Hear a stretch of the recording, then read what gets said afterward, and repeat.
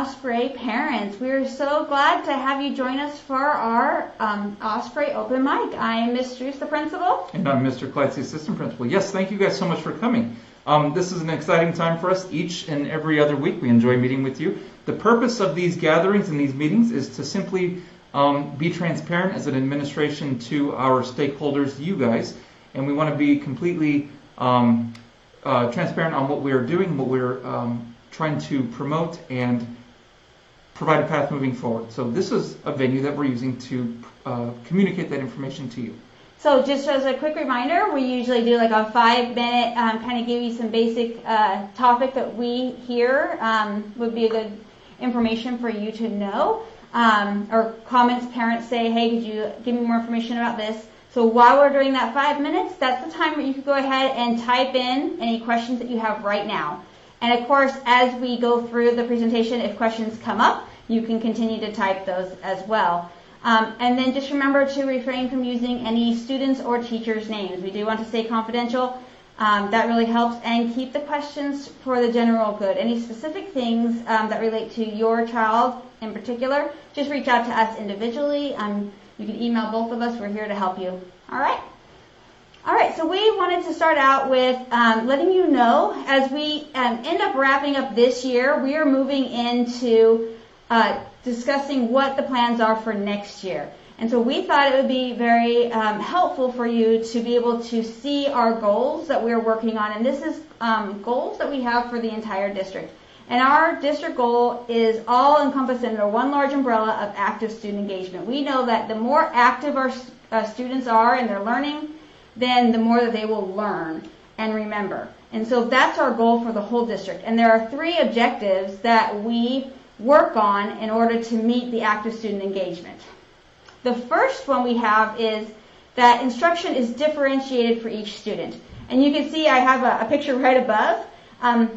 You might have seen this one for equality and equity, but I wanted to kind of use it as a demonstration of what differentiation is. And as you can see in the first picture over there, a lot of times you'll have a standard, like in a grade, that you want to teach all students. And so if you just deliver it and you expect every kid to learn, they're not going to learn. It's not going to be what the child needs. And so what we want to aim to do is we want to take the standard that we want the students to learn. So if we need them to know their alphabet, and they need to know all the letters and the sounds, that would be the standard that we're trying to teach. But every student is coming in different. Some students, kind of like if you see the picture over here, some kids already know their letters and sounds, and some kids are in the middle stage and are ready to learn, and some need additional support. And so differentiation of instruction is not giving everybody the exact same, even though we want them to all learn those things, but it's adjusting our instruction to fit your child's needs. And it can be whether it's pushing them to go further, so if they already know their letters and sounds, we'd move them to the next step. If it is taking them a step back and just breaking it down into small pieces. It's also adjusting to your child's learning. Some students are great at auditory, and so just hearing things, they can pick things up. Some kids need to touch it and do it. We call it kinesthetic learning. And then some students need learning maybe through pictures and visuals and arts. There's so many different learning styles. So differentiation means that we at this school are going to work on improving our instruction by hitting your students' individual needs and adjusting them the way that's best for your student. And in addition to providing students the educational needs that they have on their level, meeting them where they're at, as we commonly call it, another important factor of increasing our student engagement is to have our students monitor their own progress. And what that means is research shows that students who know what they're learning, who are aware of their learning trends, showed that they internalize these they're learning better, that they just take that the concepts that they're learning, that they're able to more fully make it theirs. So what we want our students to do is we want them to not just have the learning happen to them, but then be active participants in their learning. We want our students to know what they're learning about, why it's important for them to know, and where they fall in the continuum of I'm kind of at the beginning stages of learning this, or maybe I'm in the middle and I kind of understand some of it, but I still have further that I can, more knowledge I can learn and gain from. Or it might even be that a student knows a lot about a certain topic. And so when a student is aware of their learning style, their learning needs, and how they are doing when they monitor their own progress, they learn better, and it creates a better overall climate to help engage them and keep them active in their own learning. Absolutely. And there's a way to do that where you're not putting the students down and be like, okay, well, my student's not the top student, or the kid can feel like I'm not the smart one in the class. It's not about that. Every student has strengths, and every student has areas that they need to work on. Even our most gifted students have areas that they know that need to work on. Absolutely. And so it's just recognizing that and accepting it. And that's where we go back into that growth mindset. It's that you might not know it yet, but you'll get it. It's that yet approach. So. And Ms. True says, I've been through classrooms and I ask students, what are they learning about as they're working in their small group with teachers? Students will often respond, well, I don't know this concept, and they'll explain the concept they're learning in class. I don't know this concept yet, and so my teacher is pulling me back so I can learn and make it better and stronger for me. And that's the exact kind of awareness that we want to promote within our students, that they know what they're learning, why they're learning, and that either they're meeting their learning targets or not yet meeting their learning targets. But I love the power of yet for that. Absolutely. So, and the last objective that the districts, but also our schools, is students learn through inquiry-based experiences. And we've talked about this in other Osprey Open Mics, which we're using the strategy of PBL, or project-based learning. And what that is it's taking the learning objectives, or the things that we need the students to learn, and we apply it to a real-life experience. And so we help them learn those skills, but show how it applies to them. Currently, we've been doing PBL in our schools, so you might have had your children come home and share some of those projects with you. I know that first grade had finished up one about the animals in the different habitats. And so they were able to research their own animal that they chose, and they created a project, and they were able to apply it to how that relates to them and comparison of their environment now and what they need to survive and what this animal needs in order to survive. We have a third grade group is doing mini houses, and so they're talking about learning area and perimeter, and so they are trying to construct a house for a client using area and perimeter and designing the layout of the house and what rooms and things like that. So it's a real life experience with a public product focused around a driving question, which is a question that really gets them excited. So those are the 3 objectives that we're going to be working on. And so you'll be hearing more about them, but we wanted to just give you a quick summary so you know where we're headed for next year. Things that we've been working on this year, but we're going to continue to get better and be more systematic in those. So you'll see them in every classroom. Great. Thank you so much. Mm-hmm. So parents, we invite you to drop any questions that you might have about our district goal in general of increasing active student engagement, or what we're doing within our school to promote these 3 different measures, these strategies to promote that engagement. So go ahead and type your questions in the chat box if you have any. There is one thing that we would like to express to you. We have so much to be thankful for here at Humphreys West Elementary School. We have the best students, the best teachers, the best families. We are just very grateful, to say the least. But something that we were able to participate in, it was 2 Thursdays ago, the week before last, we had what was called an internal review happen at our school.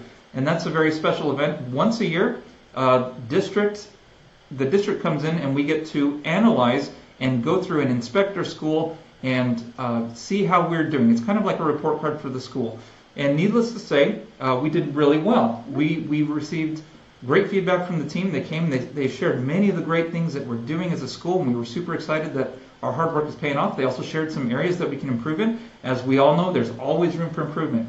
One thing that we want to thank you so much for is your feedback to and your participation in the internal review process. So part of the process involves these observers going out into classrooms and watching instruction and analyzing that. But there was also a student interview component, a teacher interview component, and a parent interview component.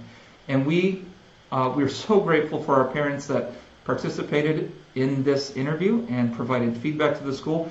Your feedback is invaluable. to the way that the direction we take our school and the way that we shape what we do here. So we want to thank you again for that. We also want to let you know that not only during internal reviews do we welcome your feedback, but we welcome your feedback at any time. And even right now, if you have any ideas, thoughts, comments, things that we're doing good, areas for improvement, or things that we can do better, drop those in the comments box, and we'd be glad to look at those, because we're always looking for ways to improve ourselves and to get feedback from you. So once again, thank you so much for your participation in that internal review process. And actually, I love that you said that, because, one of the great things about our community here is that we are all going to different schools, and it's a transient population. And so you, as a parent, might have experienced that a school did something that really was a great approach to help your child learn and to communicate with you. And so bring those experiences to us. We welcome them. We love hearing the different ideas, because there's always good in every idea. And we take those and we're like, okay, we can add this part of the idea here, we can take this idea here, and it improves our school. Absolutely. So we love them. Really quick, Teacher Appreciation Week is coming up. It is actually May 3rd through the 7th. And so the flyer that you see to our site over here, it was created by the PTSO. And so this was one they put out on Facebook, so I just wanted to kind of advocate for them and say, if you want to thank our teachers for the hard work that they've been doing, think about working with PTSO to help offer your support. Our teachers are amazing. They put in countless hours. They work way late into the night. They really care about your kids. They get really passionate about making sure that your kids succeed. And so we just want to say thank you for all the hard work that they put into it, especially this year. I think that it shows in our internal review. We made a really great growth this year in our internal review, despite the fact that we've had to be in and out of remote learning, and they've had to learn all the new remote platforms. We continue to improve instruction and get better. So that's a great indicator of the hard work that our teachers put in. Thank you. Okay, so upcoming events. We have doors registration starting now, and the deadline is for May 7th. Every parent, whether you're returning or not, you need to go onto doors and complete the registration form. If you are not returning, there's a place for you indoors that you could mark that you're not returning, and that the reason why we have everybody do it, whether you're returning or not, is that is a really important step for us to know what the numbers are going to look like. So if you're not returning, then we know not to count that student in our numbers of our school. And if you are, that tells us that you're going to be here, we can plan. In order to keep class sizes at the right balanced amount and to keep our people staffing where they need to be, this is really important. So if we end up registering, after this registration, we notice that there is a huge amount of increase in, let's say, this last year we saw a huge increase in fourth grade. There were a lot of fourth graders. And because of you guys going on to doors and saying whether you're going to be here or not, that helped us know that we needed, and there's a small number in third grade, we were able at the beginning of the year to move a teacher from third grade to fourth grade, keeping our fourth grade classes lower, because we didn't need to have 10 kids in a third grade class and 30 in a fourth grade class. So this doors registration really helps balance that out. And so it also gives us the information, and it lets you have the information. And when you start the school in the fall, we're ready to go. We have the things that we need. So we really encourage you to get onto doors and be able to do that before May 7th, so that we can begin planning and making sure that your child is supported and has the teachers ready to go and the class sizes the size that we need them to be, okay? Thank you, Ms. Struess. And along those same lines of registration, let's talk about our youngest students here at the school, our kindergartners. Things work a little differently with them, as this is their first experience coming to school. A lot of times, parents it might be their first experience or not, but we're going to have Kindergarten Roundup May 11th. Once again, Kindergarten Roundup will be hosted May 11th. Now, typically, Kindergarten Roundup is hosted in person, where we can see and visit you face-to-face and answer your questions in person. But because of COVID and the restrictions that are currently in place, this year we will be hosting it virtually. And during that virtual Kindergarten Roundup, it'll be an opportunity for us. We'll still be able to answer your questions and see you live, but it'll be a great opportunity for parents of our new kindergarten students to come, ask questions, get information, find out any pertinent information that they need in order to successfully have their students start kindergarten next year. So if you have an upcoming kindergartner, or if you know someone who does, please be sure to pass the word that May 11th will be the day that we have both Humphreys Central and Humphreys West co-kindergarten roundup happen. Now, with that said, information will come out very shortly regarding the link and how and where this virtual kindergarten roundup will come. So please stay close to your email. So as we get to the end of the year, I just wanted to bring to your awareness that we are doing our DCAS assessments and then our end of the year testing. So this is really important because this tells us a couple things. Number one, we are able to complete the testing and see how our kids did. It shows us growth. And on top of that, it tells us with what we did this year, is it working? And then we use this data to know how to plan for next year, to know like, okay, your child tested here, so these are some skills that we want to make sure we go back and address if they're missing it, or we don't need to spend so much time working on this skill because they rock and they have it. So end of the year assessments are really important that way. We look at growth. We want to make sure that every single student grows. So if they came in, at the beginning of the year, if you remember, we talked about testing. We did a BOY, which is the beginning of the year testing. We saw where they were at when they came in. So now we're going to do that exact same test, but we do it at the end of the year. And so we're looking to see, did they improve? And did they learn the things that they need to? And then we use that to help support your child as they go for the next year. And if you are PCSing, we share that information with you so that you can give that information to the next school, so that that teacher is aware of where your child is and they can help your child continue to grow in that school as well. So we're excited about that. Great.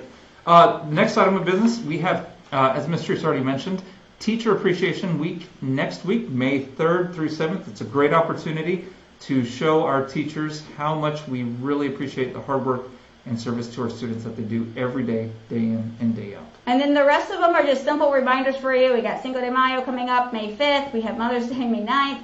We have an author visit that we're really excited about, that we'll be doing a virtual author visit for the entire school. We have them grouped by grade level, so your students will be able to talk with an author and ask questions.